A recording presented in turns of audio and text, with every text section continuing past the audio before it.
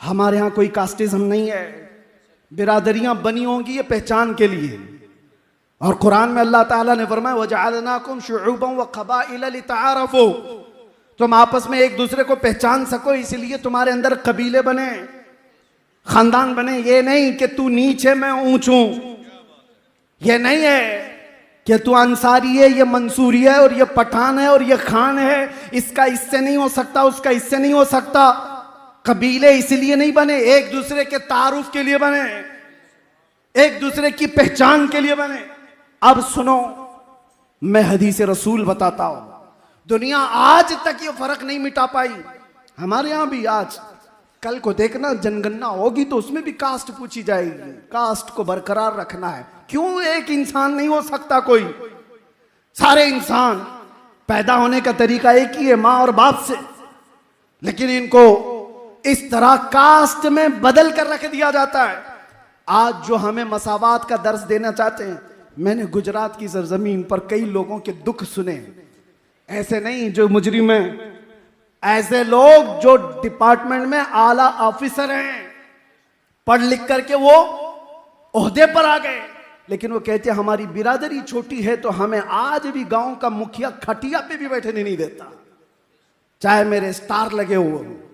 ये हालात बना दिए गए, मैं किसी का नाम लेकर नहीं कर, आज भी ये कास्टिज्म का जो भूत सवार है। कई जगहों पर जाकर देखो, छूत छात आज भी छूत छात से जूझ रहा हुआ ये मुआशरा।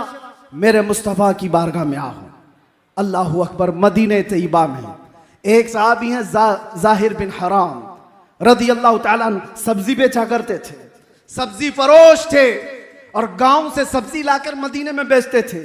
सूरत की अच्छी नहीं थी, लोग जो है दूर हटते थे, फटे पुराने कपड़े पहनकर आते, पसीना जिस्म में रहता। आमतौर पर किसान लोग अपनी किसानी करते करते थक जाते हैं। इसी तरह जाहिर बिन हराम थे, बाजार में सब्जी बेच रहे हैं। अचानक पीछे से कोई आया और आंखों पर हाथ रख दिया, पूछा पहचानो कौन है?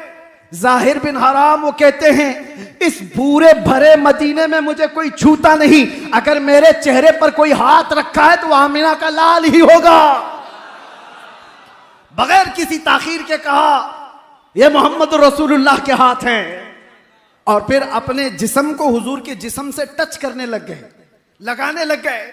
ऐसा नहीं कि मेरे आका हटने लग गए, हुजूर ने भी अपना जिस्म उनको लगा दिया। और उसके बाद हुजूर ने ऐसे ही मदीने की गलियों में, बाजार में जहां ये खड़े थे, ऐलान किया कौन है जो मेरे गुलाम को खरीदेगा? जाहिर बिन हराम कहते या रसूल अल्लाह, मुझ जैसे बदसूरत को कौन खरीदेगा? लोग तो मुझे टच भी नहीं करते, आप मुझे बेचने की बात कर रहे हैं। हुजूर पाक सल्लल्लाहु अलैहि वसल्लम ने सीने से सीना लगाया और कहा याद रख जाहिर बिन हराम, तेरी अल्लाह की बारगाह में बड़ी मौकात है, तेरा मकाम है अल्लाह की बारगाह में, तुझे अल्लाह और उसके रसूल खरीदेंगे। गुलामों को जिसने हाथों से उठाया है, और आपको पता है फतेह मक्का के दिन एक बहुत अलग है। फतेह मक्का आपने सुना होगा, तकरीरों में हो, किताबों में। एक चीज मुझे लगती है, 10,000 सहाबा आए थे फतेह मक्का के दिन। ये वो मक्का है जहां 13 साल तक सहाबा को इतना तड़पाया गया है कि अंगारों पे सुलाया गया है। और सबसे मशहूर सहाबी आप भी जानते हैं, बिलाल हबशी। बिलाल हबशी को क्या नहीं किया गया? पैर में रस्सी डालकर औबाश लड़के खींचते थे, गरम रेत पर सुला करके सिल सीने पर रखी जाती थी। सारी ईजाएं दी गई हैं, सबको पता है। 10,000 सहाबा के साथ 6 साल के बाद जब मेरे आका वापस मक्का में आए, अब ताकत तो पावर किसका था? पावर रसूलुल्लाह के हाथ में, ताकत और आज की सल्तनत हुजूर के पास है। सारे मक्का में लोग भागे भागे फिर रहे थे जान बचाकर, क्योंकि उन्हें मालूम था, और सहाबा भी जोश में आए हुए थे। ये वो मक्का के कुफार और मुशरिकीन हैं जिन्होंने रसूलुल्लाह के दांत मुबारक भी शहीद की। ये वो लोग हैं जिन्होंने अमीर हमजा का कलेजा छबाया है। ये वो लोग हैं जिन्होंने सूली पर चढ़ा करके हमारे सहाबा को मुसला किया है, कान नाक आंख काटे। बदर देखा, उहद देखा, खंदक देखा, उसके बाद सबर कहां से आता? लेकिन फतेह मक्का जिस दिन हुई, मेरे आका तशरीफ लाए, साहबा कह रहे थे कि आज तो बदले का दिन है, गोश्त के छितड़े उड़ाने का दिन है। हुजूर ने उसको बदल करके कह दिया। साहबा कह रहे थे अल यौम यौमुल मलहमा, हुजूर ने फरमाया अल यौम यौमुर रहमा, आज के दिन रहम करने वाला दिन है। इज़हबू अंतुम तुलका, जाओ तुम सबके सब आजाद हो। एक साहबी आए, कहा या रसूल अल्लाह सबको यकीन नहीं हो रहा है, कहाँ जाएंगे सब? हुजूर ने फरमाया जो मेरे दादा अब्दुल मुत्तलिब के घर में जाएगा वो अमान में है। फिर हुजूर ने फरमाया जो अबू सुफियान के घर में जाए वो अमान में है, जो हरम में आए वो अमान में है। कई घरों का हुजूर ने नाम बताया। अब ये वाकया बताने का जो मेरा मकसद है, सुनो तो बच्चों। आखिर में एक सहाबी पूछते हुए आए कि बहुत सारे हरम में नहीं आ पा रहे, बहुत सारे अब्दुल मुत्तलिब के घर नहीं जा पा रहे, बहुत सारे अबू सुफियान के घर नहीं जा पा रहे, उनके लिए कोई अलग पैगाम है? अल्लाह अकबर।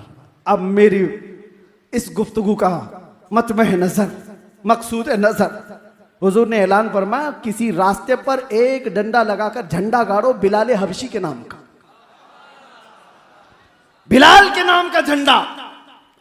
कहा कि ये क्या होगा? कहा जो इस झंडे के नीचे आएगा उसको अमान दी जाएगी। अरे वहां सिद्दीक अकबर भी थे, फारूक आजम भी थे, उस्मान गनी, हैदर कर्रार, बड़े अजिल्ला साहबा हैं। लेकिन फतेह मक्का के दिन एक झंडा बिलाल हबशी के नाम का लगाया गया और कहा गया आ जाओ, इसके नीचे जो आएगा वो अमान।